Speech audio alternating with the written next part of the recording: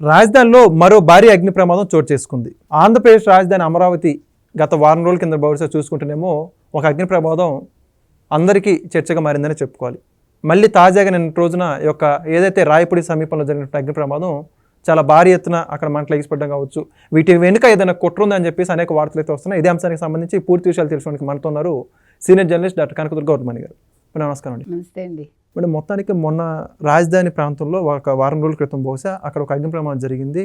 దానికి సంబంధించి అందరూ కూడా ఎవరు కుట్ర అని చెప్పేసి ఆలోచిస్తున్నారు. అది మర్చిపోకముందే మళ్ళీ ఇప్పుడు ఇంకో భారీ అగ్ని ప్రమాదం, దాదాపు కోట్ల రూపాయలు విలువైనట్టు పైపులు తగలబడ్డం, దీని గురించి మీ అభిప్రాయం అంటే ఏమంటారు? అసలు ఇక్కడ అభిప్రాయం ఏముందండి, మన కళ్ళ ముందు కనిపిస్తుంది కదా, ఇది కావాలని చేస్తున్నారు, మీరు ఎట్లా పనులు చేస్తారు, మీరు ఎట్లా అమరావతి నిర్మాణం చేస్తారు అనేది మీకు అర్థమవుతుందిగా. ఇది మరి ఎందుకు ఇంకా పట్టించుకోవట్లే? వెలగపూడిలో జరిగినప్పుడే దాని మీద ఒక కమిషన్ వేసినట్టున్నారు, దాని గురించి తెలుసుకోండి అని. అక్కడ ఆ రోజేమో ఎల్ఎన్టీ వాళ్ళ పైపులు ఇదయ్యాయి. పైపులు ఎందుకు అవుతున్నాయి? నిన్న ఇక్కడ రాయపూడిలో మేఘా వాళ్ళది, ఇక్కడ కూడా పైపులే అంటుకున్నాయి. ఐఏఎస్ వాళ్ళ నివాస గృహాల మధ్యలో జరిగింది ఇది. అసలు అక్కడ ఎందుకున్నాయి ఇవి, అసలు ఎందుకు జరిగింది మనకు అర్థం కావట్లా. అంటే ఇంత ధైర్యంగా ఎలా చేస్తారు ఇలాంటి చోట్ల? అంటే మీకేం సీసీటీవీ కెమెరాస్ ఉండవా? ఇప్పుడు మీరు ఇంత సరుకు నిల్వ చేసినప్పుడు దాని మీద ఒక పెద్ద కాపలాదారులు ఉండాలిగా. మరి ఇది గుత్తేదారుల నిర్లక్ష్యం అని అంటున్నారు, మనకు తెలీదు. కానీ ఎందుకు ఎవరు స్పందించట్లేదు? వైసీపీ వాళ్ళ కుట్ర ఉందని మనకు క్లియర్ కట్గా అర్థమవుతుంది. ఇప్పుడు వైసీపీ వాళ్ళు తప్ప ఇంకెవరు చేస్తారు? ఎందుకు చేస్తారు? ఇప్పుడు మేఘా వాళ్ళు చేసుకోరు, వాళ్ళ సొమ్ము వాళ్ళు ఏమీ నాశనం చేసుకోరు కదా. వాళ్ళు ఆల్రెడీ వాళ్ళ కాంట్రాక్టర్స్, వాళ్ళ కాంట్రాక్ట్ రాకపోతే పోనీ ఏదో చేశారేమో అని అనుకోవటానికి వాళ్ళే కాంట్రాక్టర్స్. అలాగే ఎల్ఎన్టీ కూడా, ఎల్ఎన్టీ మామూలు సంస్థ కాదు, చిన్న సంస్థ కాదు, అది they are very big firm actually.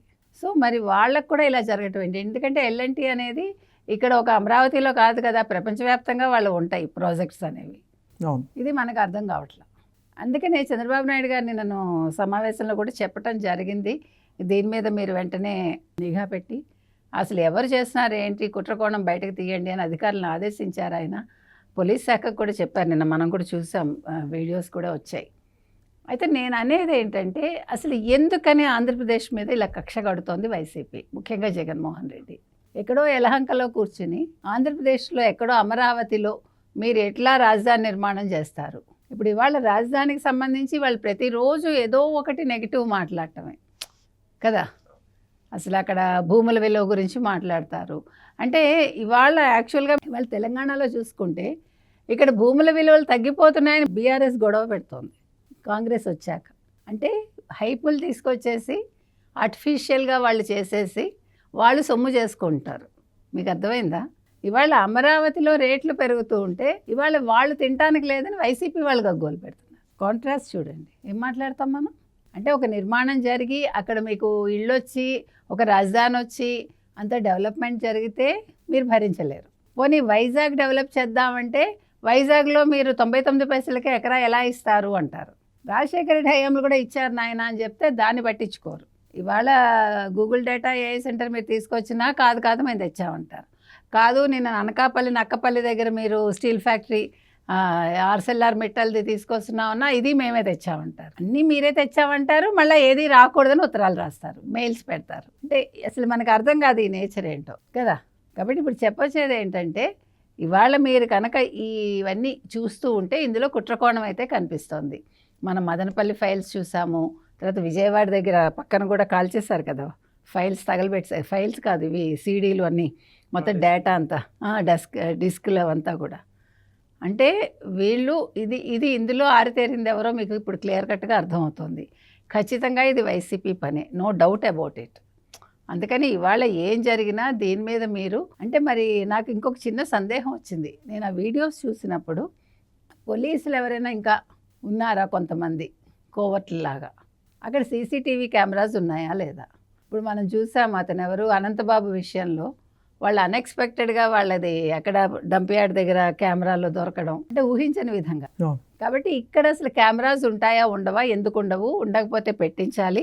ఎందుకంటే ఇంత భారీ ప్రాజెక్టు, ఇంత డబ్బు వాళ్ళు ఖర్చు పెడుతున్నారు కాబట్టి సరైన సెక్యూరిటీ ఇచ్చుకోవాలి. ప్రతిదీ కూడా రికార్డ్ అయి ఉండాలి. రికార్డ్ అయిందా లేదా? లేదు ఇప్పుడు ఈ నివాస గృహాల మధ్య కూడా వీళ్ళకు కూడా అసలు మరి సీసీటీవీస్ ఉండాలి కదండి. ఎందుకంటే భద్రత చాలా అవసరం కాబట్టి ఇంత మనం టెక్నాలజీ మీద మాట్లాడుకుంటున్నప్పుడు మరి భద్రత విషయంలో ఎందుకు అలసత్వం ఉంటుంది, దీని మీద దృష్టి పెట్టాలి. సో ఓవరాల్గా మీరు చూసుకుంటే ఇవాళ నిన్న రాయపూడి కావచ్చు, అంతకుముందు వెలగపూడి కావచ్చు, అంతకుముందు మదనపల్లి ఫైల్స్ కావచ్చు, లేదు విజయవాడ దగ్గర జరిగిన దగ్ధాలు కావచ్చు, ఇంకా చాలా వస్తాయి బయటికి. వీటన్నింటి మీద చాలా సమగ్ర విచారణ జరిపించాలండి. మరి ఒక కమిషన్ వేస్తారా, ఏం చేస్తారు అనేది మనం వేచి చూడాలి. Thank you. Thank you. Please subscribe to Leo News for more videos.